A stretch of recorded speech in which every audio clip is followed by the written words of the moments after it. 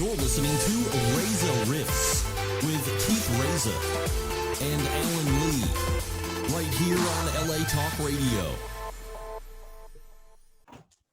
All right, so Alan Lee, how you doing, pal? Really good, and yourself? Doing well. We're recording right now. Our guest today, for listeners at home, if you subscribe, rate, and review to the show, our guest today is the great Vicki Lewis. She has been in news, radio, Mouse Hunt, and she has a new movie out, which we gotta talk about. It's on the Disney Channel Plus, and I'm figuring out the name of the movie right now. It's a kids movie. It's called Upside Down Magic. All right, so we're gonna welcome Vicki Lewis. I have fucking gardeners here. This sucks. All right, man. Are you ready? Alan, you ready to? Yeah. All right, we're gonna record this. Okay. And it says so I'm gonna admit her in. She's not here yet, so. But cool, man. She's connected through audio. Vicki, are you there? Yes, are you there? Oh, hey, Vicki. Hey. How are you? I'm good. How are you? Doing well. This is Alan Lee, the trusty sidekick. Are you trusty? I played one of those for years. Really, yeah. They paid well in the 90s. Oh, did you? It doesn't surprise me, Vicki. I'm half trusty. Glad to meet you. I'm glad to meet you too. I'm going to put these horrible headphones on. Oh, just I like that. Wow. I can hear better. Like my ring light's broken, so I look like a ghost with red hair. I don't really know. I've tried to light the room, but somehow I've made it worse. So yeah, I think the room's cool. Okay, we can focus on the room if I just get to, start to be repetitive or something. Okay, good. Well, Vicki, before we start, I just want you to know, thank you so much for doing it. Of course. This is a little trivia note. I've been trying to get you for 6 years. Did I ignore you for 6 years? No, you didn't. Just whoever represents. Oh, I know. And I didn't even tell her because she doesn't take kindly to any of this. And I've been doing it just sort of like I did one yesterday. And, I've just been answering people on my own. Yeah. It's like, it's almost like the equivalent of LA people turning down all my theater auditions without me knowing it because they don't care about it because they can't make money off of it. So she'll just be fine. Yeah. Yeah. So, but I knew in my heart you would have fun because I'm friends with Andy, and Andy said he'll vouch. So I promoted the flyer with you. Right. Then Andy texted me out of the blue. He's like, "Oh, I don't even think he talked to you because I know how Andy is." But he's like, "By the way, I talked to Vicki and she said she'll do it." After you already said yes. Oh, I didn't know that. Whoops, I never spoke to Andy. I did his podcast. I mean, of all the podcasts you should be warned off of, and he's one of my dearest friends, but it's chaos over there. So, yeah, I haven't spoken to him. That's funny. I love him. We're still on good terms, but no, let's let him think he had a part. Yeah, but that's totally I knew he didn't do it, but it's very sweet of him to even say something like that, even though it's a cruel joke, He has a big heart. He actually really does. Oh yeah. I mean, yeah. Did you see that he got sucker punched last year? Yeah, I mean, poor guy. He's got demons. I've got demons. Sometimes we just can't get a handle on him. And I don't blame anybody who, he's doing the best he can, but he didn't have a good start, That breaks my heart every time because even on the set, I've seen he's licked my face and I've seen his entire body, and we used to laugh about it. I wouldn't take things that seriously. Right. Do you know what I mean? People sort of, I guess a stranger doesn't want to be licked, but it's show business. So, Yeah. You know. But I mean, I met Andy when I was like 8 because he worked with my uncle on Less Than Perfect for a long time. So Wait, how old was he if you were 8? I Or might have he been, was 8? I met him first when he was 8 because my uncle did an episode of News Radio, and then they went Less Than Perfect. So Okay. Who was your uncle? Patrick Warburton. Oh, yeah. Yeah. It's hard not to know who that is. Yeah. He's like one of those he has a speech pattern that's comic. Yeah. You know what I mean? It's just like naturally comic. Like, yeah, like, right, you got Vicki Lewis on the show. Yeah, that's all. It's like an energized deadpan or something. Like, it's very unique, and it just automatically makes you laugh. Yeah. Yeah.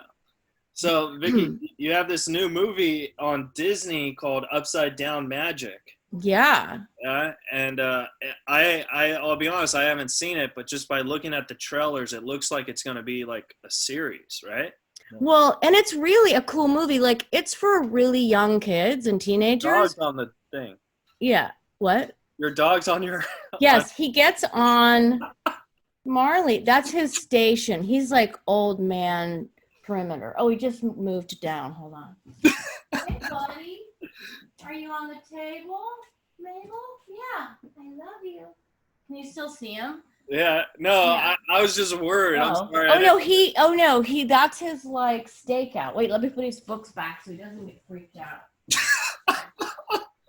Do you see that I have this ring light? Yeah. But it's going that way, which I know is wrong because I couldn't fit it behind the desk. My husband's not here. I can't do anything when he's gone. Anyway, it's a movie. Okay. Here's my kitchen. Wait, I collect these. It looks like a cat lady kitchen. Hang on, I'll show you. All right. Really cool. I'm connected by this. Oh my god. Why am I moving around so much? So it's like they're called Mackenzie Childs, and it's like checks and things. It looks like sort of Alice in Wonderland on acid in my kitchen. So that's what's going on over there. I don't even know why you needed to see that. Okay, I'm already sweating like Gary Busey at Customs. Hold on. All right, there we go. There we go. Okay, we're back. You know, it's funny you say Gary Busey because Alan claims he's best friends with Gary Busey. I didn't put it quite that way. Oh, I met Gary. It's so easy to put him at the end in the middle of a joke. I mean, but do you know Gary? He's lovely. He allowed me to crash an audition in the Valley in his warehouse. It's nice. Independent film. And he said, oh, just come on in, Alan. Yeah, he's that guy. I mean, It was the funniest thing, because, it was like, have a cup of coffee with us. Yeah. No, he's very cool. He's just sort of intense. So if you're not ready for that, I think. Yeah. Of course, we've done Andy Dick, and you've done Andy Dick. Yes. I haven't done Andy. I'm the one person in LA who hasn't done Andy Dick. I'm kidding. Yeah. No, no. Yeah. Wait, did you go on the Andy Dick podcast? Yeah, we've been on that one too. Yeah, we did. Oh, more than once? You did? Yeah. Andy isn't his wife Andy loves Alan. I would think so. Yeah. Yeah. His ex-wife is so lovely, Lena. Right? Yeah, she's great. Yeah. Yeah. She's like super cool. I always thought they were still together because he still hangs out with her. Like if I was married, I wouldn't want to hang out with my ex-wife. I don't know. Yeah, I know. I think they have kids and they have a great relationship when it's great, when he's not in trouble, because sometimes he gets in trouble, but it's pretty fabulous to watch the two of them. I think they're soulmates in a way. Yeah. Not to like get all, because I hate asking questions on like what's it like working with who and who, because it's not really about your art, you know what I mean? It's about their art. But I'm obsessed with John Cusack. Oh, John is I love John. John is like working with a big Labrador puppy. Yeah. Is the best way to put it. He's just kind of, you know, and he's really tall, so he'll do this thing where he spreads his legs so he can be on the same plane as me when he's talking, and he's like always ready to catch a football. You know what I mean? He's just he's kind of wicked smart. Yeah. So that can be intimidating. And he's just really like a good guy. Yeah. Was Pushing 10 like a fun set to work on?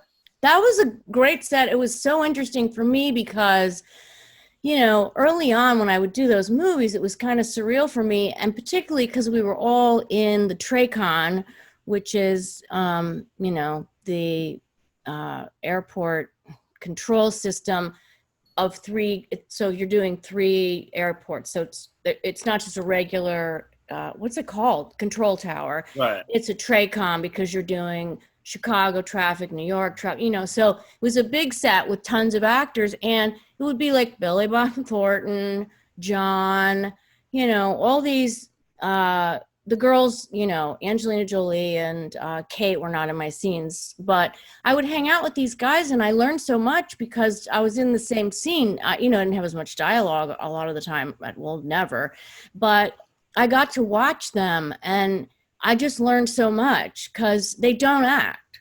Right. And coming from theater, that was a big learning curve for me. So like we'd be chatting and then they'd get ready to set the shot up and Billy Bob would always go, okay, so we're not acting. And you know what I mean? And it would always censure me. I'd be like, yeah, we're just talking. We're not like acting, you know? And yeah, it was fascinating. I loved it. Yeah. I met John Cusack like 2 years ago because what he does now is he tours and he plays his movies and he does a Q&A. Right. And like I'm the John Cusack of stand-up comedy. I just say anything. Right. So I like, this is weird because I've never, like, I'm not gay, but I would totally hook up with John Cusack. You know what I mean? That's like your man crush. Yeah. Yeah. Well, I met him and he's like the funniest guy because he's doing all these Q&As and this one girl said, John, I have this strangest question. I've seen all your movies. I'm your #1 fan. How come you have a phone scene in every movie? And John just so coolly says, he's like, I don't have a phone scene in every movie. And she's like, yeah, you do. I'm your #1 fan. And he's like, well, did you ever see the Jack Bull? She's like, yeah. He's like, it's kind of hard to have a phone scene when it's a Western.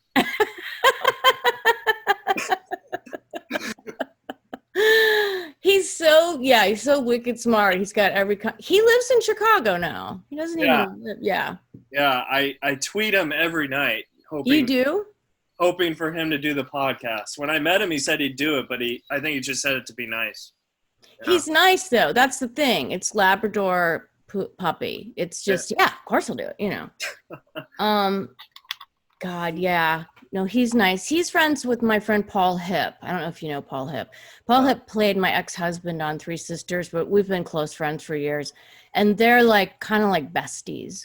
Oh, really? Uh-huh. We should talk to Paul. You should get Paul on the podcast. Yeah. Yeah. John Cusack up a little. Also, Paul, you should look him up. Like, he's incredible. He writes music. He's a great performer. He's a great actor. Like, he's so cool. You would love talking to Paul Hipp. What's it like being the star on 2 sitcoms that are like News Radio and then Three Sisters? It was at the exact same timeline too, you know? I wasn't a star. So funny. I thought you were. I was the star of many series. No, I mean, those to me, those shows were good and they worked because they were ensemble shows. Right. I felt really lucky to have News Radio. I didn't think another one was going to come along. And then Three Sisters did, and I really loved it. It didn't get as much traction. I don't know, you know, it doesn't ever make any sense. But that was a great, you know, there was like, I was in New York, I was doing shows. Nothing had really sort of caught. And then Jim Brooks, who directed I'll Do Anything, which was the first movie I ever made, came to New York because I'll Do Anything was originally a movie musical. So he wanted to hear people sing. And so I went in to sing and he just kept asking me to sing more songs and sing more songs. And then I was like, I don't have any more songs in my book, but I'll keep singing because you're Jim Brooks. And Twyla Tharp was in the room. It was very heady. And then I got that movie, and that sort of placed me in LA, and I just was there. It was like right time, right place. And, I'd been working pretty long, so I had some chops. And so it just all lined up. So I did the series, and then I did Mouse Hunt and Godzilla and Pushing Tin, and then I went back to Broadway, do Chicago on the Hiatus. Like, it was this magical sort of time of work, and then I became 40. Right. Women are invisible, at a certain age in television. So I taught, which I loved for a long time. And then I went back last year and did Anastasia, and I was loving what I was doing. I did Anastasia on Broadway for a year and like 4 months. And then I was doing a new musical that was going to start rehearsal March 23rd. And that's when they shut the city down March 13th.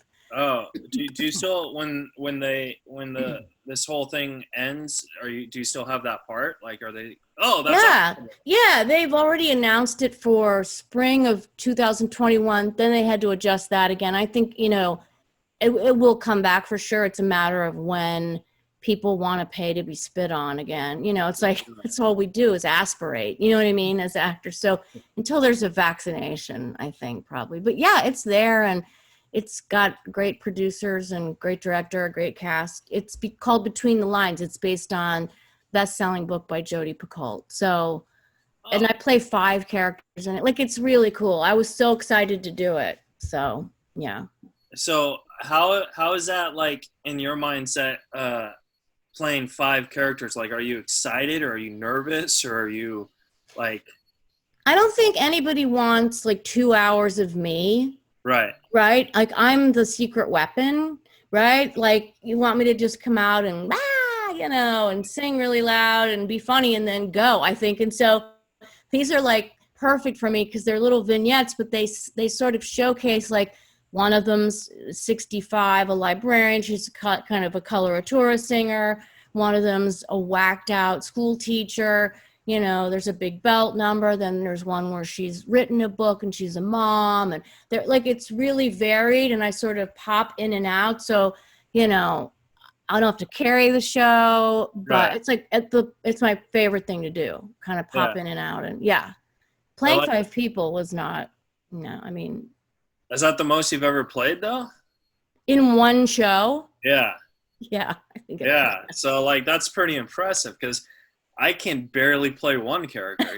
Well, that's not what you do. It would be bad if I couldn't do it. What's really was fun, and then was rarely like sad, is we had the costume fitting. I mean, like, this guy, Greg Barnes, is such a great costumer. So we did all the outfits, and I also play a lady in waiting. Like, it just goes from, and his designs are so beautiful. And then they closed the city. It was so surreal. So he had all the designs drawn out. I mean, I'm really excited to go back. Also, I rented an apartment in March, so there's that, Oh, yeah.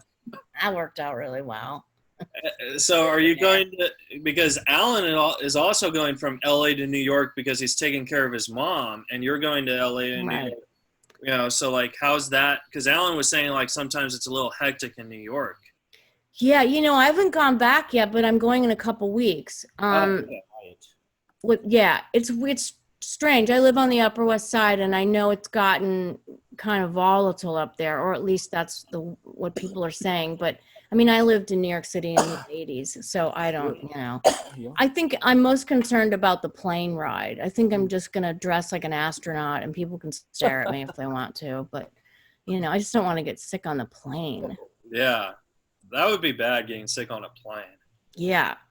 Alan, do you have any advice on that? Alan, any tips? I take the cheapest flight possible. I take that Spirit out of Burbank. Yeah. Have you ever? You probably don't go beneath that level of. What are you talking about? That's the only like. Yeah, I have $1,400 to spare every time I fly, and I love to set it on fire. Well, I'm really glad to hear that. No, I haven't done. I've done almost all the others, though. Frontier. Oh, Frontier. Love Frontier. Yeah. Vicki, have you ever been on a red? Wait, but he's in the middle of a tip. Oh, okay. Yeah. Well, I don't have that many tips about. I would love any tip you have. Well, I'll tell you something. It's always good to be very rested and to take aspirin and vitamin C, Okay. an antihistamine before you get on. Oh, why an antihistamine? Because, I put a little rubbing alcohol inside my nostrils. That's how To paranoid. kill germs. Yes, and I just pinch it.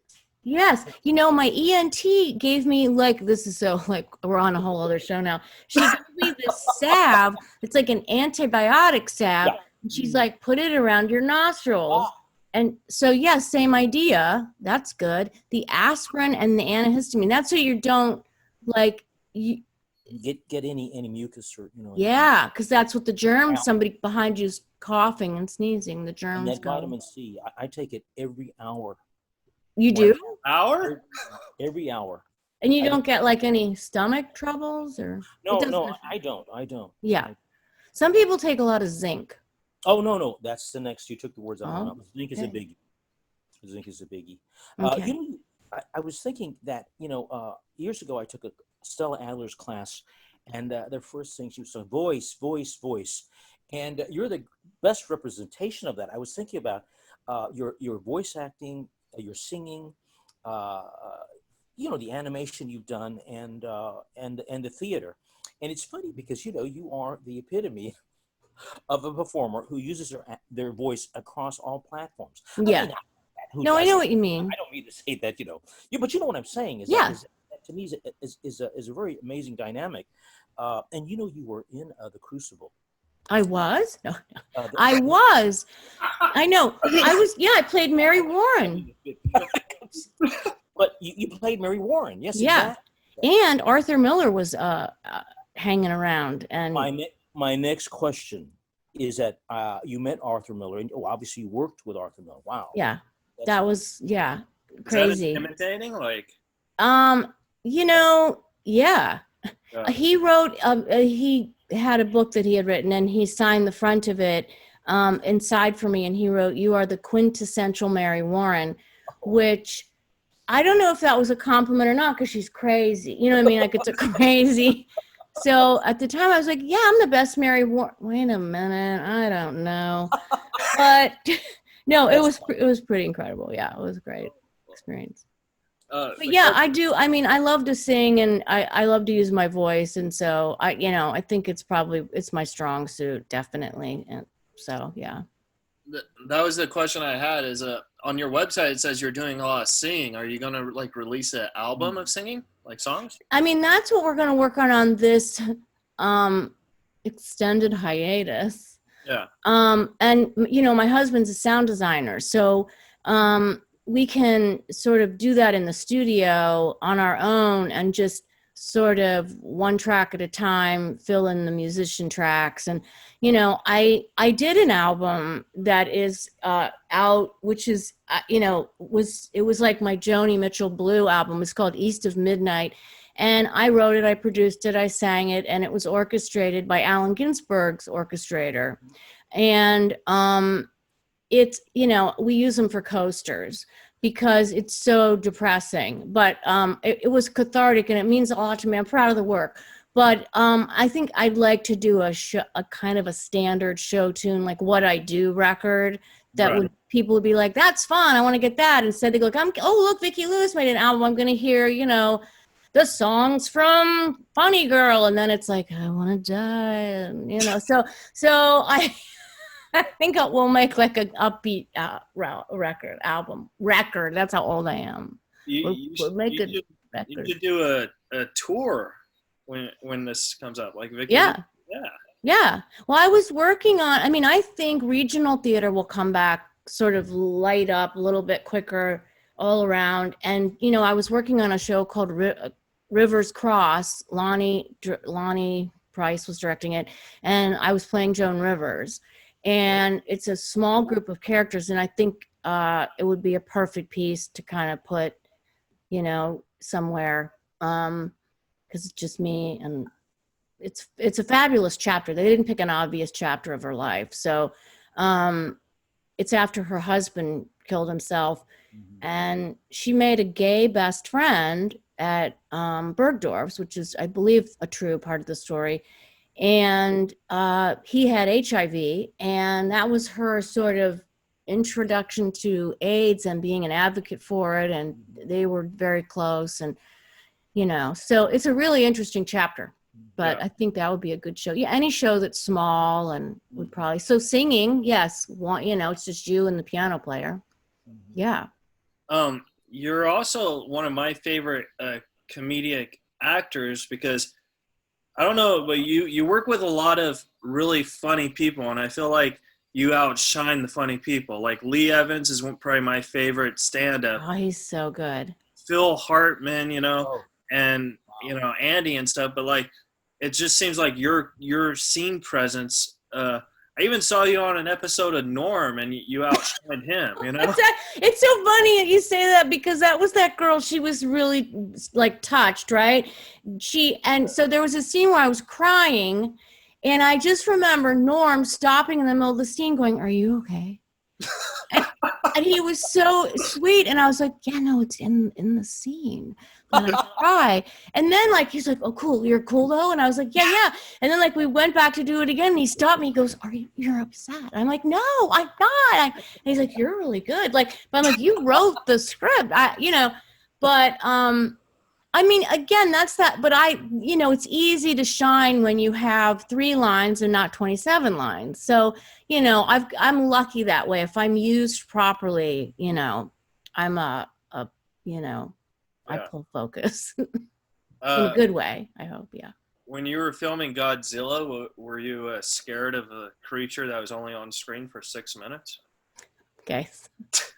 First of all, that movie was nerve-wracking because it was so expensive. So Roland would be like, it would be me and Matthew Broderick, and I would have like a line or two, but literally you would be like, "Oh my God, it's on me, the camera." And there was like, rain, go helicopters, go, whatever, gunfire, go police cars, go and action Vicki. And I'd be like, "I might get this wrong. Like everybody has to go back to 1." It was, it's such a small part, but I was like, "Oh my God." The whole thing. So it was a little nerve-wracking. I didn't realize how little the monster was in the movie till I went to the premiere. Yeah, did that surprise you a little? Yeah. Yeah, and also, because we all signed NDAs, like, don't talk about the monster, don't talk about what the monster looks like. And I was like, the monster looks like Jurassic Park a little bit. Like, I didn't understand. But it's not my milieu either. So, I wouldn't have known what was good or bad about it in terms of that. Yeah. So, it's just I just think it's just so exciting. Like, I've never done any movies or whatever, but I did do a pilot on a TV show. So, whenever, I see, my small scene, I'm like, that's me. Yeah, no, it was fun.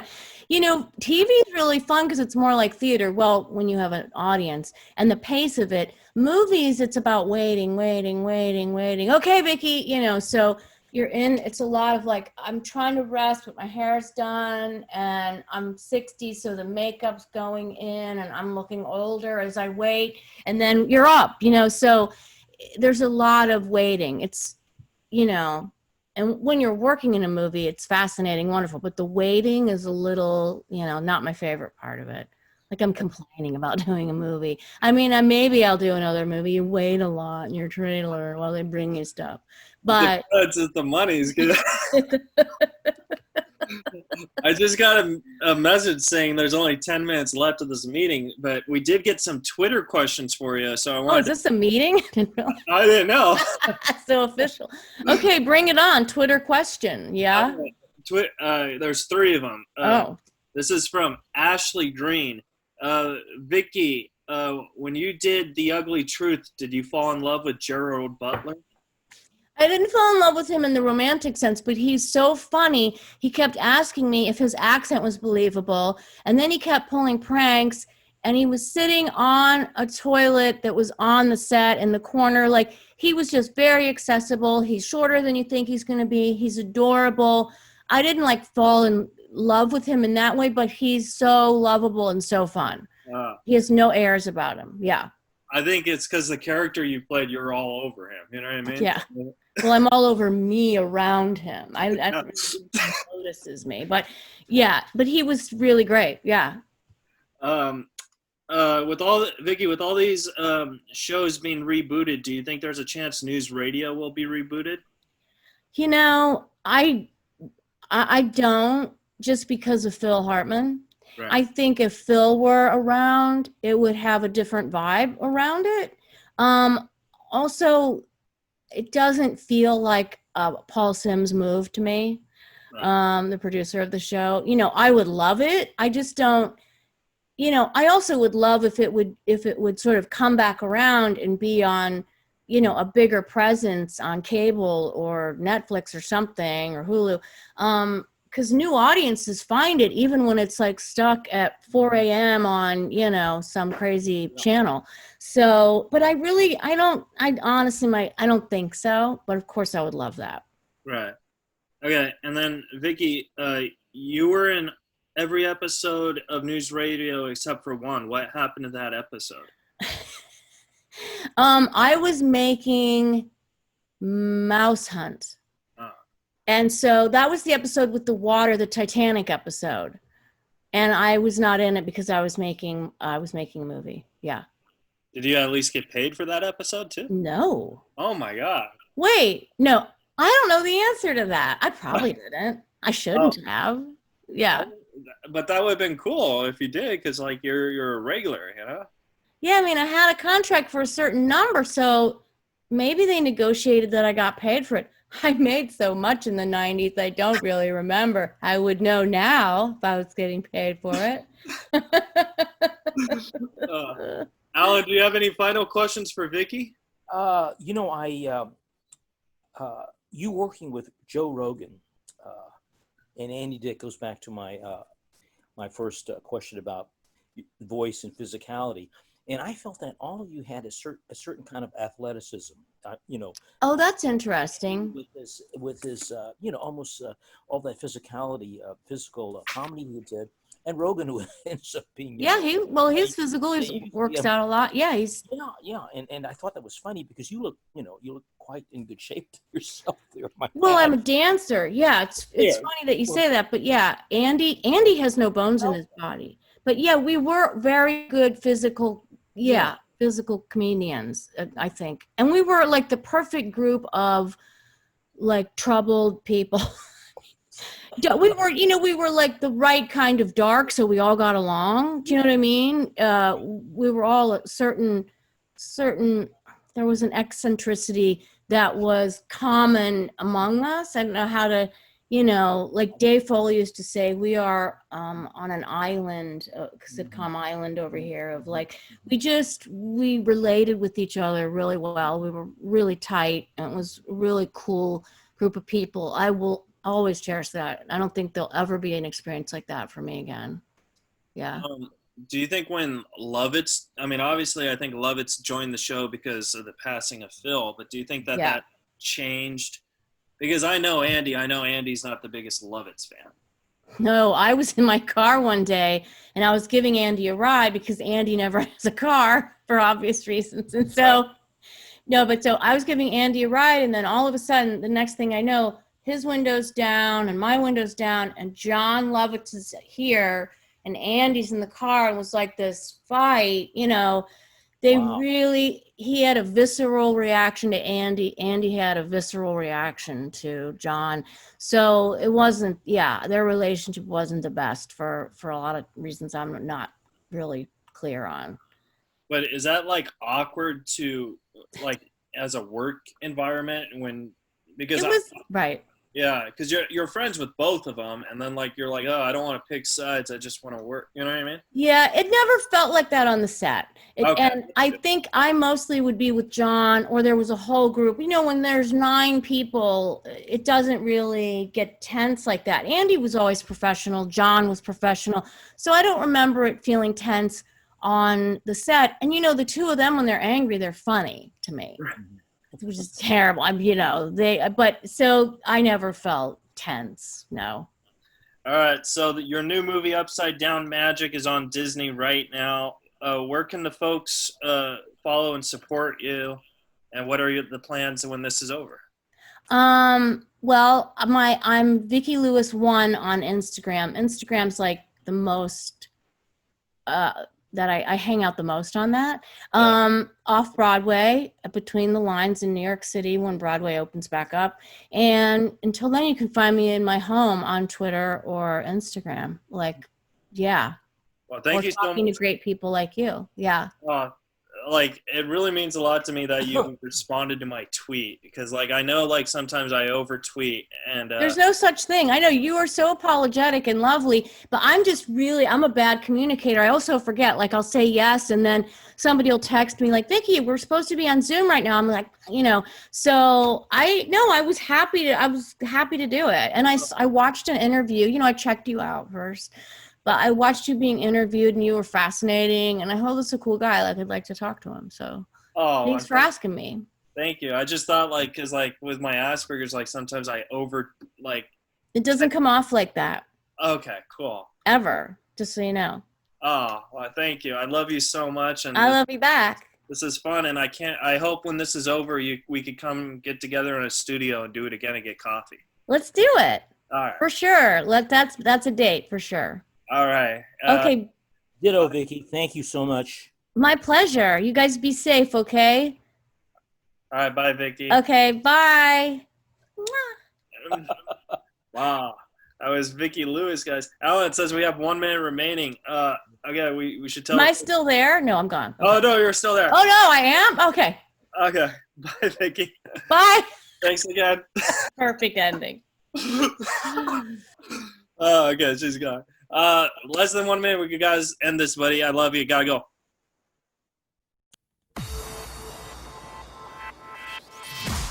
You're listening to Reza Riffs with Keith Reza and Alan Lee, right here on LA Talk Radio.